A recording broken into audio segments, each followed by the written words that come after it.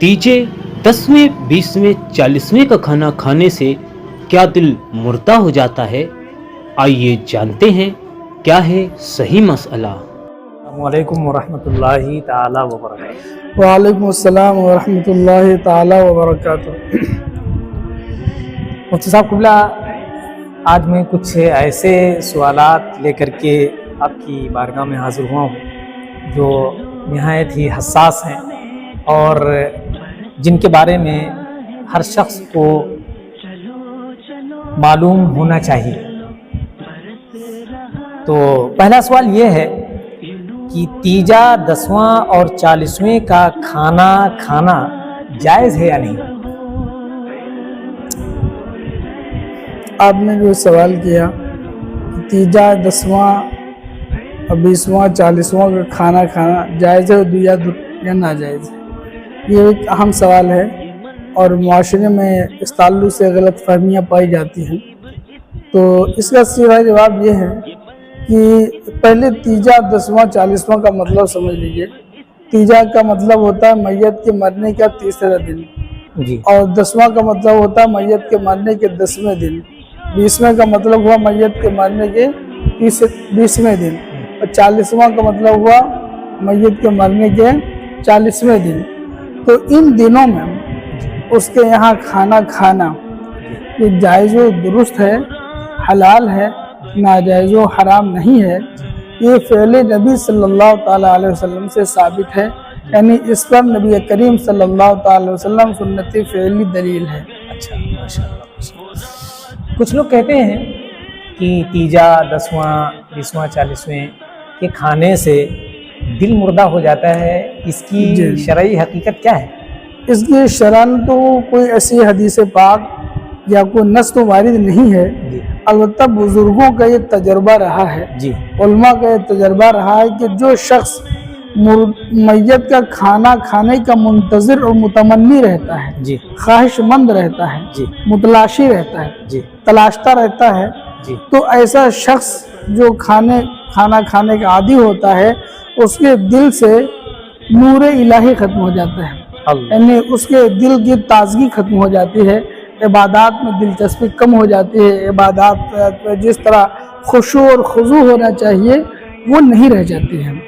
ये बुज़ुर्गों का अपना तजर्बा है। आला हज़रत अलैहि रहमत ने फतावा रज़िया में इसको तहरीर फरमाया है, ये कोई हदीस नहीं।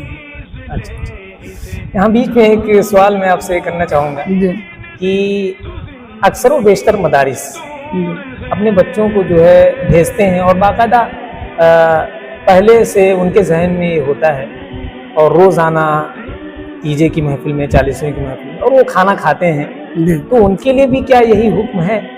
देखिए, रोज़ाना ऐसे मौके आना, इत्तेफाक होना और बच्चों का तलबा का उलमा का वहाँ खाना खाने जाना ये एक अलग चीज़ है। ये बिल्कुल जायज़ दुरुस्त है, इससे कल्ब कभी मुर्दा नहीं होता है, न कल्ब की नूरानियत ज़ाहिर होती है।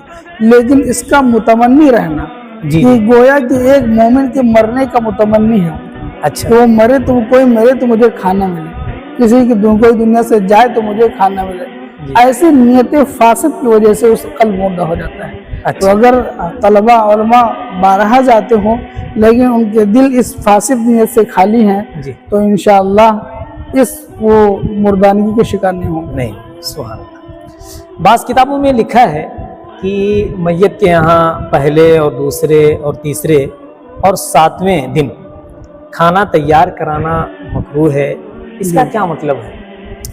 देखिए, ये भी बहुत अहम सवाल किया और अक्सर कुतुब फ़िक़हिया की इस तरह की इबारात से बहुत सारे लोगों को धोखा होता है जी, और इसी से हमारे बदमज़हब लोग भी अपने बदनीयती से और गलत फहमी का शिकार होकर के अहले सुन्नत पर एतराज़ करते हैं जी। तो देखिए, हमारे उलमा ने फतावा बज़्ज़ाज़िया में या खानिया में, आलमगीरी वगैरह में मुतादिद किताबों में इस तरह की इबारत आई हैं कि तीजे के दिन, तीसरे दिन, 7वें दिन, दूसरे दिन खाना तैयार कराना और ज़ियाफ़त कराना ये मकरूह है।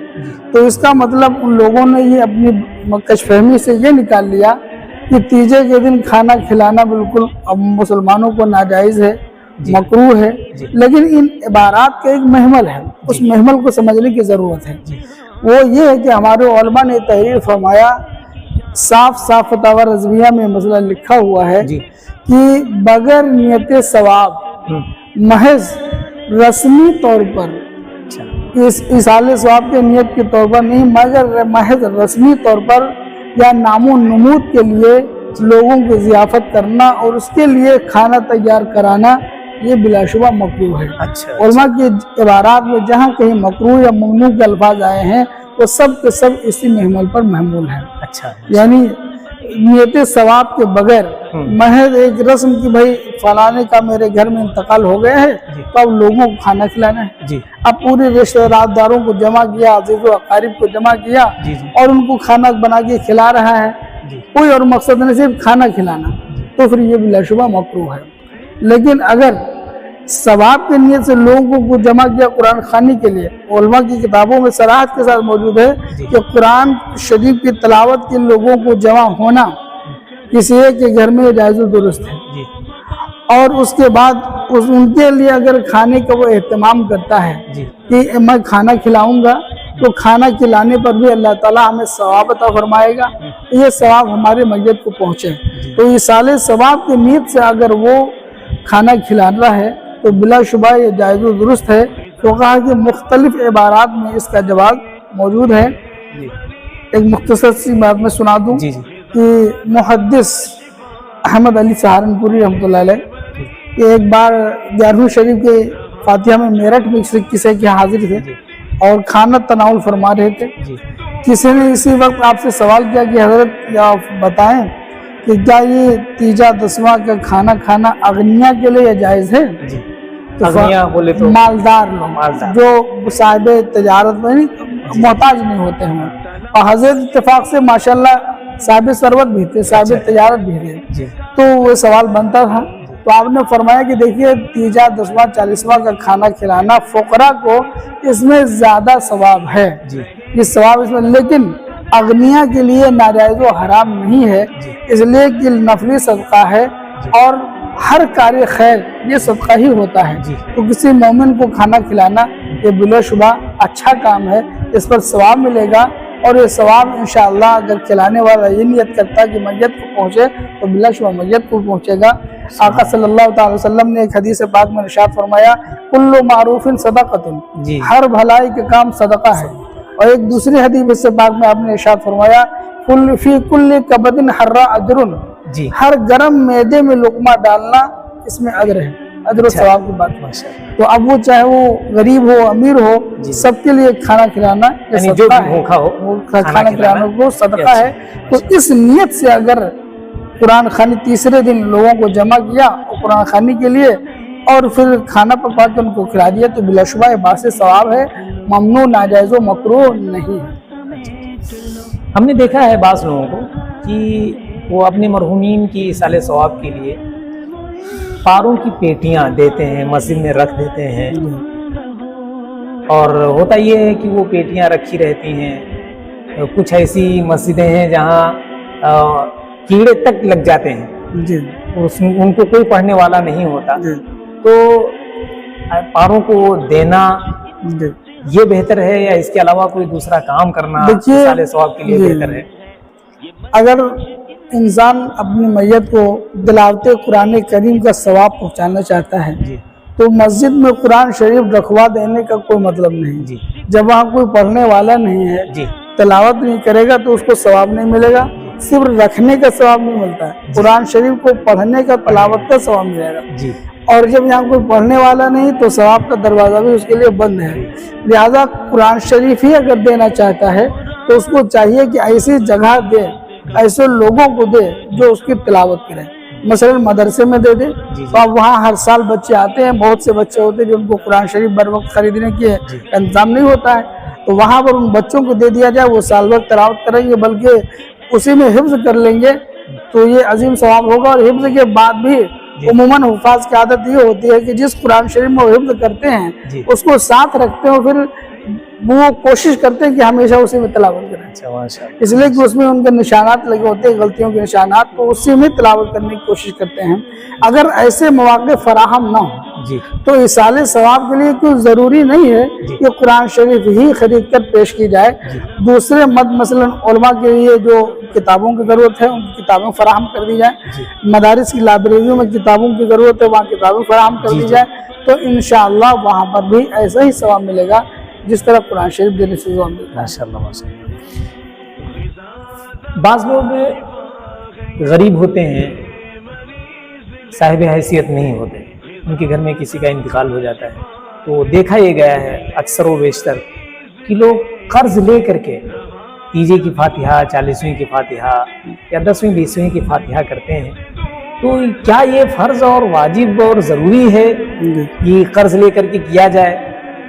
یہ دیکھیں ایصال ثواب کے لیے کہ نیت سے فاتحہ کرنا جی یہ جائز و مستحب ہے جی اور یہ مختصر انداز میں بھی ہو سکتا ہے. جی جتنی بساط ہو اتنی ہی استحباب ہے نا. جی. مستحب ہے تو فرض و واجب نہیں ہے. اچھا تو مستحب کو ادا کرنے کے لیے انسان کے پاس جتنی گنجائش ہو جی اس کے مطابق عمل کرنا چاہیے. قرض لے کر کے فاتحہ اگر کرے گا اور پھر ادا نہیں کر پایا تو گویا دوسرے میں قرض میں ڈوبا ہوا موت ہو گئی. اس کی ادائیگی اس پر واجب رہی. جی ایک گناہ میں مبتلا ہو کر وہ چلا گیا، ادا نہیں کیا. جی تو اس طرح قرض لے کر کے فاتحہ ایصال ثواب کرنے کی اس طرح بڑے پیمانے پر نام و نمود کے لیے کہ لوگ میں کھانا نہیں کھلاؤں گا تو کیا کہیں گے، اس کو کرنے کی کوئی حرج نہیں ہے. اگر قرض لے کر کے اس طرح کا کام کیا اور وہ اپنے مرتے وقت وہ اپنے ورثہ کو وصیت نہیں کیا کہ میرا قرض فلاں کا باقی اس کو ادا کر دینا، جی یا ورثہ کو معلوم نہیں ہے جی یا اس کی نیت میں یہ رہا کہ میں ادا نہیں کروں گا جی. اور ختم ہو گیا جی تو پھر وہ گناہ گار ہوگا. اچھا قرض نہ دینے کی بنیاد پر وہ گناہ گار ہوگا. اس لیے قرض لے کر کے فاتحہ کیا تھا اور فاتحہ کے بعد قرض اس کو ادا نہیں کیا لہٰذا گناہ گار ہوگا.